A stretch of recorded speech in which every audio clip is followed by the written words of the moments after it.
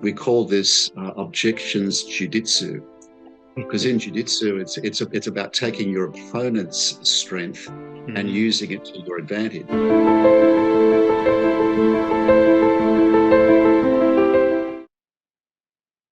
G'day, Damien.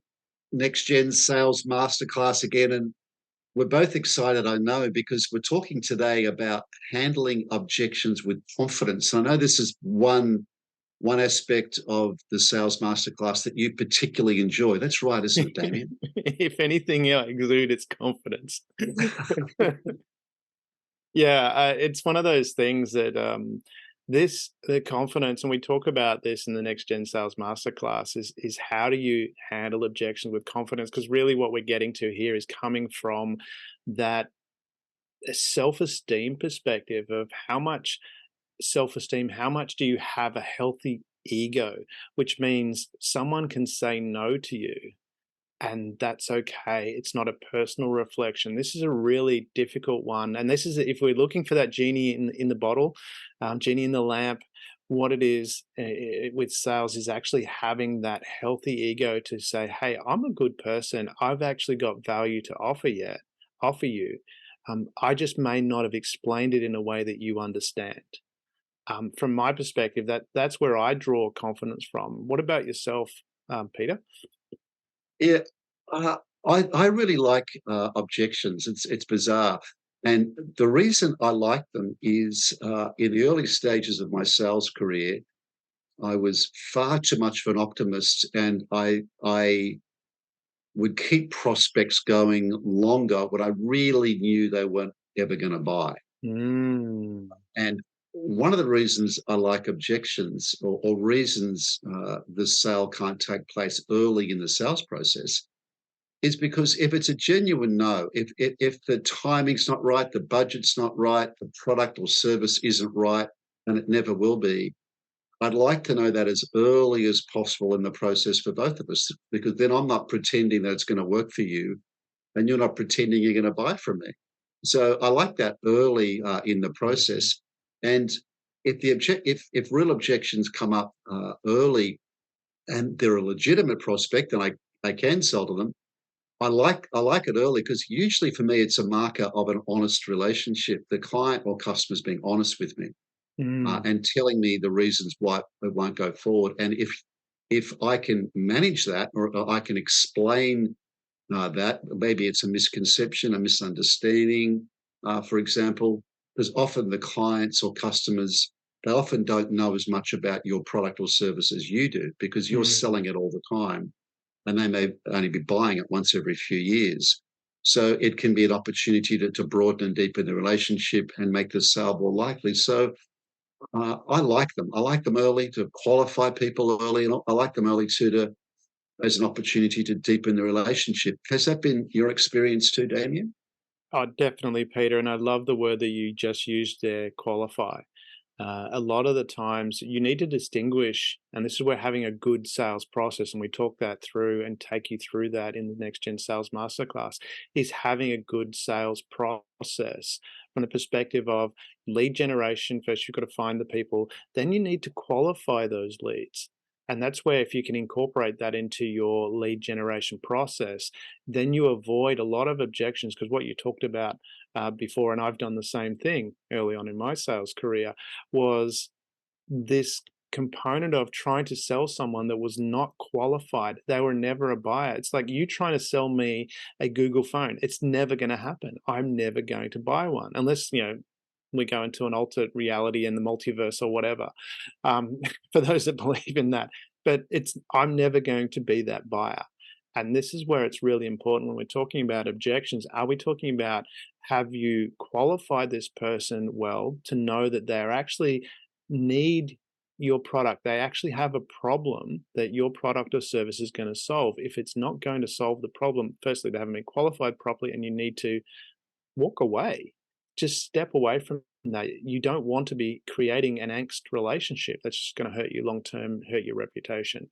Yeah, But then yeah. when you've got someone that you're talking to that they are qualified, when someone says no and they're qualified and have a need, then from that perspective, that's where your healthy ego kicks in and goes, well, have I explained what I'm doing and how this solves your problem clearly, and not taking it as a personal affront, but actually going, I need to really work through this a little bit more. And sometimes, like you mentioned before, they might not have the budget for it, but in 6 months they might.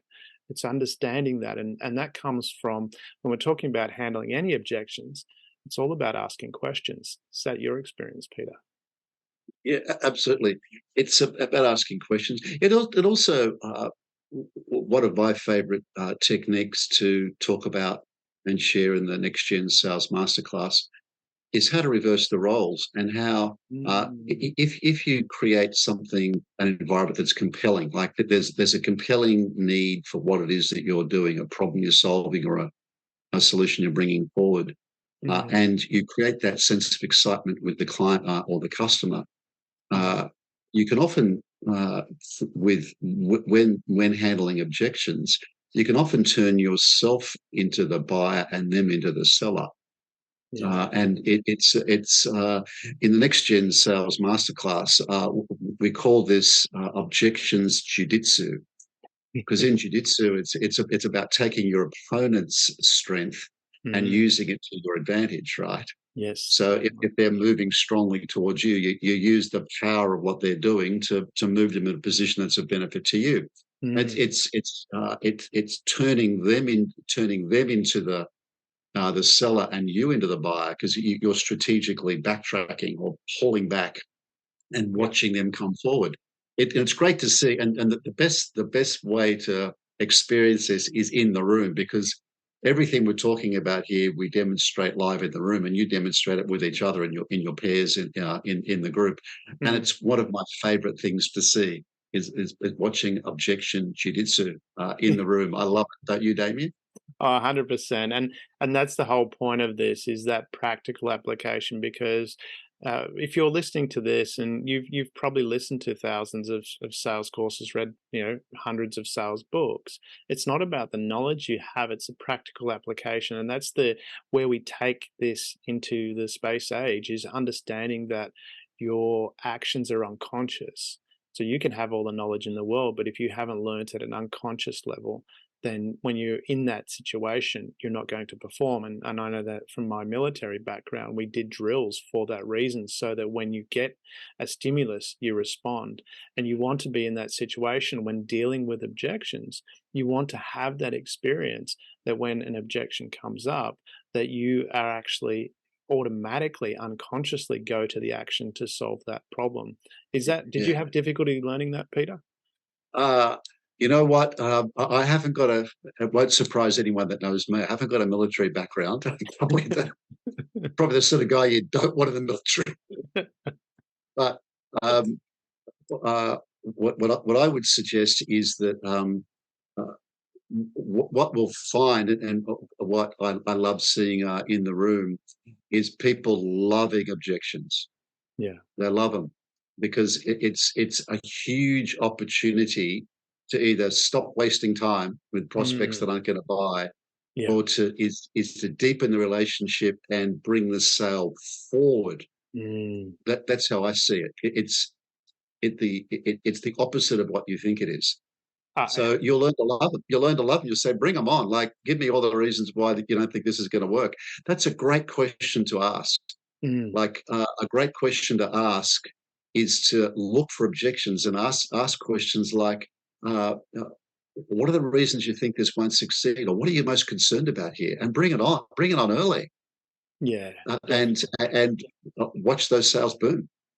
100%, and that's what I love about the Next Gen Sales Masterclass, and the methodologies that we work with, is creating that ability to do the actions in the moment, to actually just respond naturally, intuitively, and pick up on those signals. I really love that.